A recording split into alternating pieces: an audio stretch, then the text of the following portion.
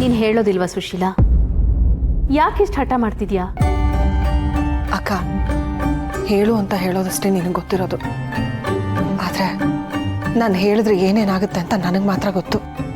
ನೋಡು, ನನ್ನ ಹತ್ರ ಹೇಳಿದ್ರೆ ಯಾವ ತೊಂದರೆನೂ ಆಗಲ್ಲ.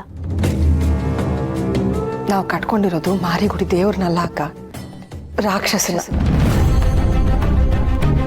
ಆ ರಾಕ್ಷಸನ ಬುದ್ಧಿ ಏನು ಅಂತ ನಮಗೆ ಮಾತ್ರ ಗೊತ್ತಿದೆ. ಪಾಪ ಈ ಊರ್ ಜನ ಅವನ್ನ ತಲೆ ಮೇಲೆ ಹೊತ್ಕೊಂಡು ಮೆರೆಸ್ತಾ ಇದ್ದಾರೆ. ಅವ್ನ ನೀಚ ಬುದ್ಧಿ ಏನು ಅಂತ ಈ ಜನಗಳಿಗೆ ಇನ್ನೂ ಗೊತ್ತಿಲ್ಲ.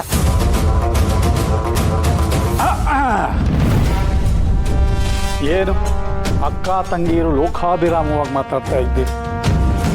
ಕಾಫಿ ತಗೊಂಡು ಬಾ, ಹೋಗು.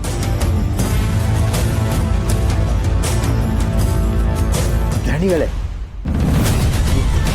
ನೀವು ತಂಗಿ ರಾಣಿ ಮದುವೆದು ಡೇಟ್ ಫಿಕ್ಸ್ ಮಾಡಬೇಕು.